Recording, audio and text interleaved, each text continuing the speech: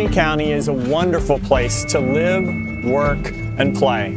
It offers incredible beauty throughout its 186 square miles and provides excellent schools and safety for its residents.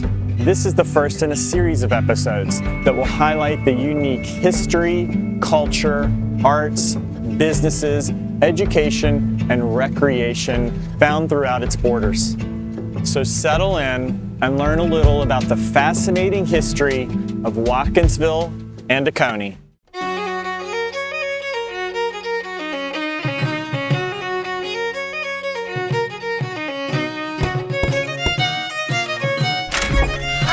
Hi.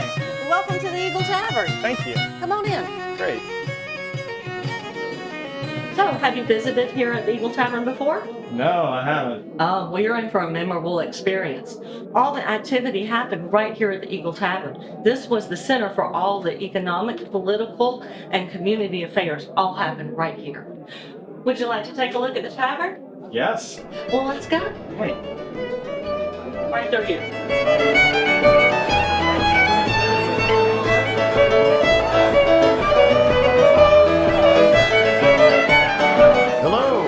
Hi, how are you?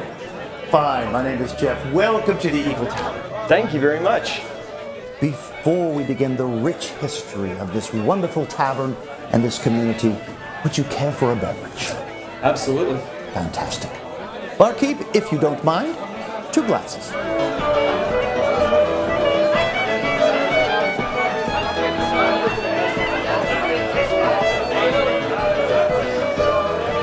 The building you see around you was built in 1801. Think of it. The Louisiana Purchase had not been made yet. Thomas Jefferson, our 3rd president, had not been elected yet. This is a new nation. We are on the edge of the Americas. Just on the other side of Wells Street, just to our west, about a block. On the other side of that is the Creek Indian Nation, the Native Americans. Your next Western civilization would have been the Spanish in what is now Mobile Bay, Alabama, well over 500 miles away. For a brief moment in time, this was the last stop. It was the frontier. It was also a stagecoach stop. Think of it, this was the last stop on the journey. There was a stable just behind the building. In fact, horses were integral to the early town here. Not only with a stagecoach, there was also horse racing. Except on Sundays, of course.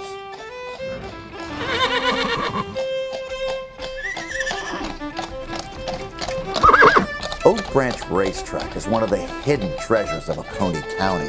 Today, known as Hedgerow, the track was built in 1895 by Robert E. Branch. Now, it was said the area around Bishop was well suited to raise horses because of the wonderful soil and the lime water, which created strong bones for these beautiful young horses. It was a boisterous place. Today, it's a little quiet in here. Back in the day, it was not.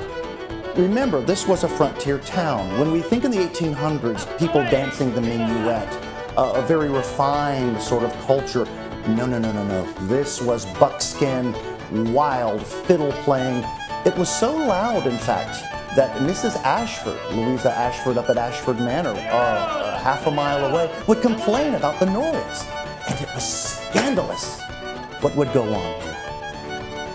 So scandalous, in fact, that we think this tavern, this room we're in right now, is the reason the University of Georgia is located in Athens and not this town of Watkinsville. We talked about the early construction of this building. It was built by Nathaniel Richardson, affectionately known as Uncle Nate. Uncle Nate built this magnificent structure, the very one you see around us now. He's also responsible for the construction of Elder Covered Bridge, and it is still there. I'm Mark Galvin. I'm a 30-year resident of Oconee County, and behind me is the Elder Mill Covered Bridge. This bridge was built in 1897, but was actually located north of Watkinsville over Calls Creek. Now, the Board of Commissioners for Oconee County in 1926 moved it to this location. The Elder Mill was already here, and so people have referred to this structure as the Elder Mill Covered Bridge. Some have referred to the Rose Creek Covered Bridge, but most people will say Elder Mill Covered Bridge. It's 99 feet long. It's built of the town truss style, which I really don't know anything about bridge construction, but that's one of the styles that was used at the time. It was moved by wagon, and I can only imagine watching a wagon or wagons moving a covered bridge, probably disassembled, through Watkinsville back in 1926. This is a tavern now. We think on this site was a trading post early on. There is archaeological evidence that there was a trading post here at one time, trading between the Native Americans and the English colonists, the Americans coming in. This was at one time the county seat. This was Clark County. It was right here. In 1873, the county seat was moved to Athens, to the north of us. 2 years later, 1875, this was made its own county, Oconee, land between the waters. Today we would call it Oconee. So what was the population like in the early days here? What brought people here? Why did they want to come here? People came here for the land. Now the truth is, many of the people that came here were veterans of the American Revolution. You see, at that time, Congress told these young men, if you fight for American independence, you would be paid. Well, Congress did not keep their word. Imagine that. What they did, instead of paying the young men, they said you can have land grants. And those land grants were in this area. If you'll notice, a lot of names in this part of Georgia, whether it's Madison County, Lexington, Georgia, wherever, these are named after early people in our history. That's why they came here. Back early in the early 50s, this farm was started. My granddad had a beef cattle and grain farm along with a country store, dry goods that he served the community from. There was back in the mule and wagon days when people didn't have a way to go to town. The later 60s, the turkey business had moved to Oconee County, but Dad and Granddad decided it looked like a pretty lucrative business and would work in diversification with the dairy business that we already had. Had a lot of hard work and went on in the turkey business, but most farming is hard work if you're going to get anything out of it. We grew it about to the maximum that we could stand to go along with the dairy business. We probably run 60 to 70,000 turkeys a year here on our farm. There was over 2 million in Oconee County at one time. My fondest memories of growing up was running the turkeys. Coming home from school, checking turkeys, riding around, dumping tubs, moving turkeys, picking up turkeys. Seemed like every time we loaded turkeys, we did it in the rain.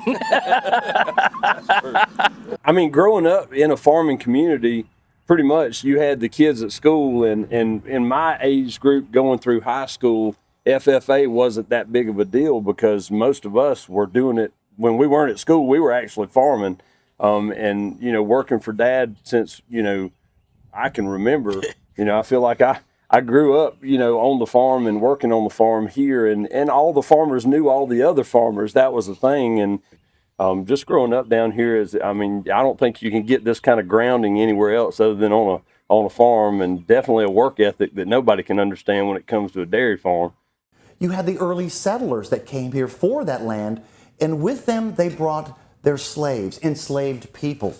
Now, after the Emancipation Proclamation issued by Abraham Lincoln on January 1st, 1863, the enslaved people are free. The African American community would go on to contribute to this community in profound ways. My name is Marvin Nunley. I'm here, born and raised here in Watkinsville, Georgia. Third generation of Nunleys here in Watkinsville, Georgia. Just excited to be a part of Oconee County, a county that has a lot of rich history, folks. I mean, a lot of rich history, and certainly the contributions of a number of Black African Americans here in Oconee County has been invaluable. I mean, invaluable. I might say that a lot of Blacks or African Americans started in Oconee County as sharecroppers. Oconee County was, years ago, mainly an agricultural town, and certainly that was the thing that a lot of people did. If I may take a moment to talk about the rich cultural aspect of African Americans here in Oconee County. Certainly, if you look at the rich history of Oconee County, our religious part or aspect of it started at Shady Grove Baptist Church, which is the oldest African American church in Oconee County. They were going to Shady Grove Baptist Church, the mule and wagon or on foot. And that's it, mule and wagon or on foot. But let me also just talk about the educational. I want to switch off to educational.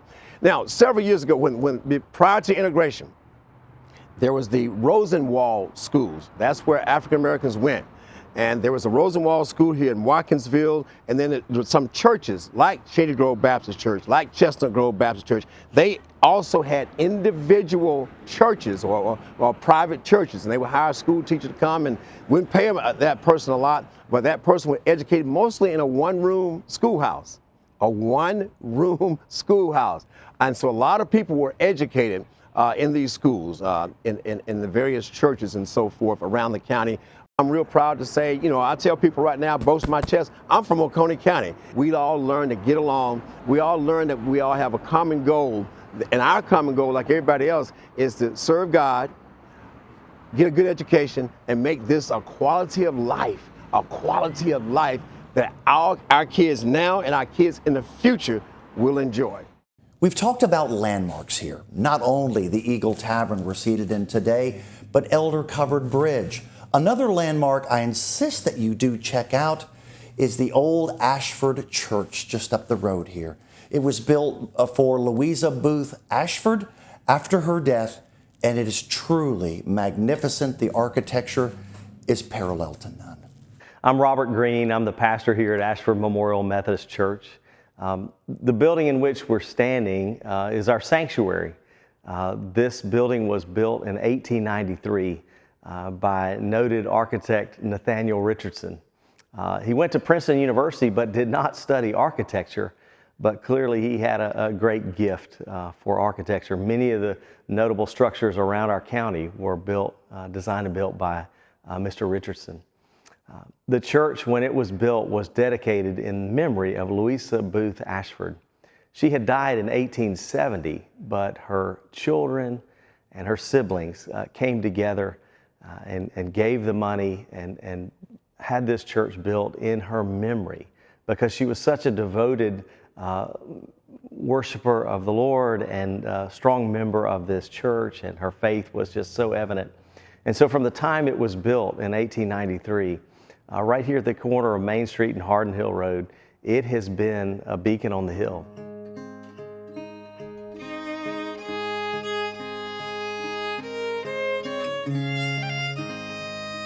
I want to thank you for stopping by and allowing me to indulge some of the unique history of Oconee County. We have just scratched the surface on this very, very special place that we here call home.